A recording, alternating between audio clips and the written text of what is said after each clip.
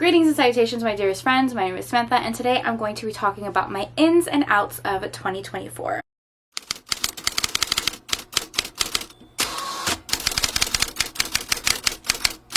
Hi, hello, how are you? Welcome or welcome back to my channel. Today we're talking about all of the ins, the things I want to keep in 2024 and the things I want to leave in 2024, mainly as it pertains to reading, because this is a bookish channel. I know most people were doing like their end of the year and beginning of the year content towards December or like the beginning of January. That just was not me. I'm doing all of that very late. January is never a reset month for me. December and February, those 2 months happen to be very, very busy for me. So January is always a rest month. I'm not in the space to reset quite yet. All of the content kind of like wrapping up my 2023 and setting intentional goals for 2024. It didn't really happen in the beginning of January, and that's okay. January was a rest month. February is my reset. 10 toes on the ground, setting my intentions for 2024. So that's what we're doing today. Talk about my outs first, because I actually don't have too many outs or too many things that I'm leaving behind. The first one is buying books, like big book hauls. And before you guys are like, what? Hear me out, hear me out, hear me out. I am not a minimalist person at all. And if you scroll through my channel, you will find dozens and dozens of book hauls. I went through a phase where I was buying eBay lots and I was going to use bookstores constantly. That's really not the place that I'm at anymore, because I've really figured out that I read the fastest and have the best time reading either audiobooks or ebooks. It is so rare now that I pick up a physical book. Ebooks and audiobooks to me are just more accessible, and I read quicker, and I just have a better like reading experience than reading a physical book, which is not how it always used to be. Also, I don't have a lot of space, okay? I have 3 bookshelves and a closet that is busting out of the seams with books, and I just don't feel the need to collect as many books as I used to. And I'm a maximalist girly 1000%, okay? And to my right, I have a stack of books that I got over the holidays that I will be hauling. So this isn't a like book ban or anything like that. It's just buying books a little bit more intentionally, investing in special editions or books that I read and I know I loved, instead of reaching for like the impulse cover buys of books that I didn't really care for or I haven't even read. To organize the books that I have, because it's a mess. It's a little bit of a mess, especially in my closet. You guys don't even want to see the closet, bestie. And I want to make more of a dent on my physical TBR before I start introducing new books. So again, not a book ban, just more intentional book buying. I love my Kindles so much. I love reading ebooks so much. Like, reading ebooks is my favorite, even over audiobooks. I have a Kindle Paperwhite, I have a Kindle Oasis, I have a Kindle Scribe, I read on my iPad, I read on my phone. So the physical books are getting a little bit of a break this year. If you see me doing a book haul, mind your business, okay? It's not a book ban. Intentional book buying is what I'm calling it. Y'all keep filming book hauls, because I love watching massive book hauls, and I'm nosy. I want to see what people are buying. I want to see all the pretty editions, so I will live vicariously through you. Keep doing those book hauls, bestie. I love to see them. They're just not for me right now. My wallet said no. My wallet says stop, please. It's begging. They're out. Something I don't want to bring in the new year is, I don't know how to word this. I want to be my more authentic self. Kind of want to lean away from watering myself down or editing myself. It pertains more to my content, I suppose. Some videos, I'm very, very chatty, and I'm also a pretty emotional person. I feel things very deeply, and I feel them often. However, when it comes to my videos and creating content, I tend to edit so much of that down. Like, you guys, I would have reading vlogs that would literally be like 2 hours, and I edited it down into 20 minutes. It's really not this serious, but I feel like I am editing and taking out pieces and parts of my personality that I really do like and I really do want to lean into. As I'm getting older, I really do like those parts of myself that are more emotional and the parts of myself that deeply feels things, and I don't want to edit that out of my videos. I feel like that's what makes me me. That's what makes me passionate about things. I always edit those moments down. Even in real life, I'd always tone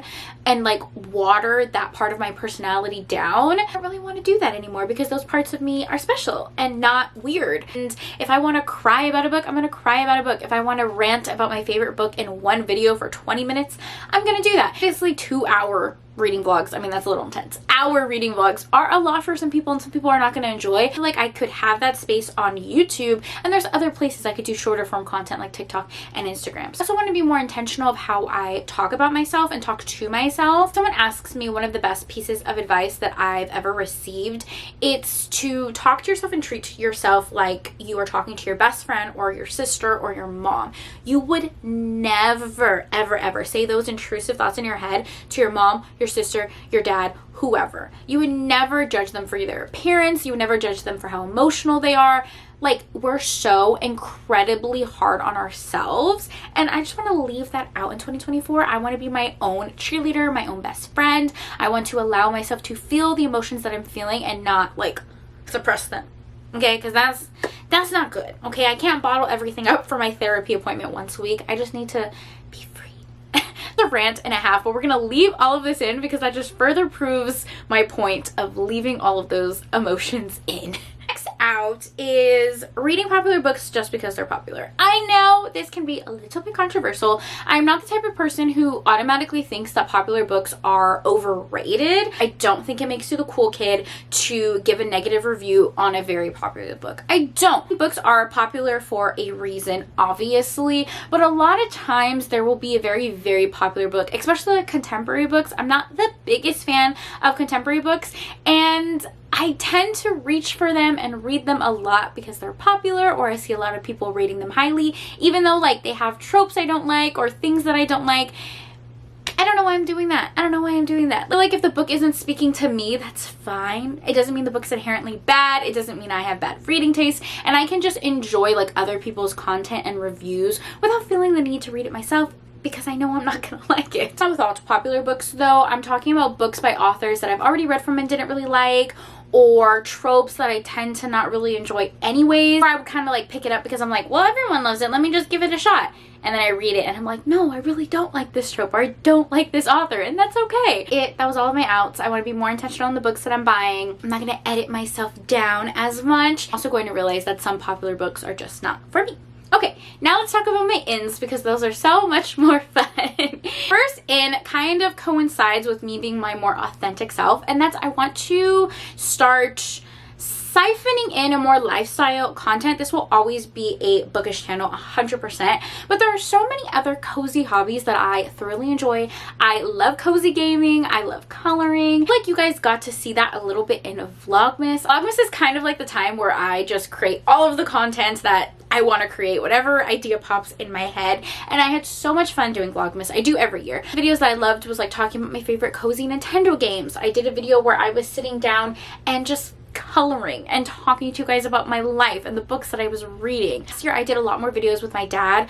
I don't know if it was last year or the year before where we started the series. My dad starts to read like romance books. He read more than romance books. We read fantasy, we read cozy mysteries, we read a thriller together, and I love that. That type of content is so fun to me. I feel like all of that really does coincide with my reading as well. So I want to bring all of that into 2024, still making it bookish, still making it fun. But yeah, that's my in. So if you guys see me talking about more things like cozy games and cozy hobbies, also cozy gaming is like my personal favorite content to consume and enjoy. So I kind of just want to start doing that too. Next in for 2024 is to read more things that are gay.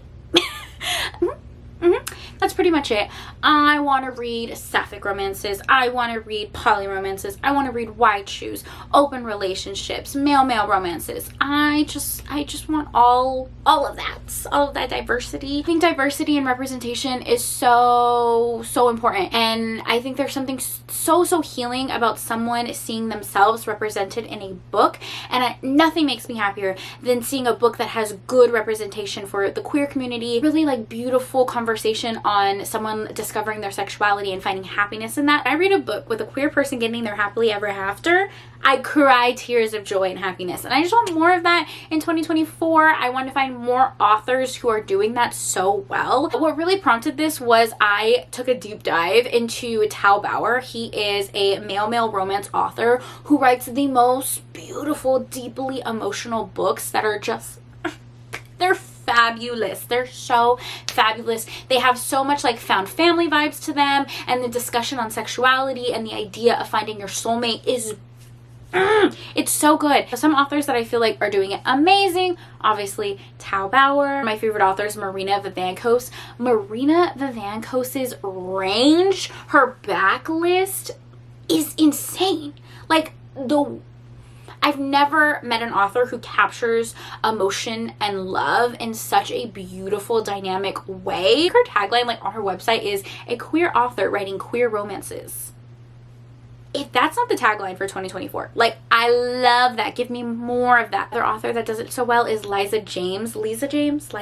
I'm not too sure. She writes dark sapphic romances that hit every single time. Recently, I've been seeing a lot of contemporary sapphic romances, which I do think are fun and cute, and I probably will pick up, but I like the darker vibes that she gives us. We have so many authors that do this so well, but I want to find more. Okay, I want to find more representation, more diversity, and not just like in the queer space, but also I want to find more Latinx authors, Hispanic authors. I think everything is kind of just circling back to like that self-care moment that I'm feeling right now, and seeing myself represented in a book, it's so special. It's so special, and that's special for everyone, like however you feel represented. I just want more of those moments. I remember like meeting Adriana Herrera at book signings and literally bawling my eyes out, because in her books she writes about such amazing culture, my culture that I'm familiar with and I'm comfortable with. Seeing that in a book was so special, and when I saw her I literally was crying. So yeah, representation definitely matters. It's kind of what I'm reaching for a little bit more as a bisexual Latin woman. I have a ton of tropes that I definitely want to read more in 2024. I'm just going to like go through them real quick. Friends to lovers, why choose, poly romances. I really want to pick up more historical romances in 2024. When I started this channel, I was reading predominantly historical romances. I have a historical romance book club with Jessica from Peace of Books. So I kind of just want to like pick that up again. Also, you know what I want to bring in? Surprise pregnancy trope. Yes, ma'am. Yes, ma'am. Surprise pregnancy did not deserve the slander, the absolute slander it has received for the past however many years, okay? I actually kind of like the surprise pregnancy trope. I kind of like a single parent trope. I do. I can't tell a lie. I can't. I never have children in real life, but in my books I don't mind it actually, and there are so many that are actually really good. Yeah, I want to read more surprise pregnancy in 2024. Okay, it did not deserve the slander that it received. But I also want to bring into 2024 fan fiction. I started reading fan fiction last year. I started with Hermione fan fiction. I read Manacled and Remain Nameless. I also read an Omegaverse one called All You Want. Loved every single one of those books. And now my fanfiction TBR is a mile long. I already know that I'm going to read a lot more fanfiction. I have some friends. We have a little Discord and a book club where we're reading fanfiction together pretty much every single month. So yeah, so it's kind of fun because I have friends to buddy read with and kind of like keep me accountable and actually read the books on my TBR. All the books I download from AO3. So yeah, definitely want to read more fanfiction. That's a big in for 2024.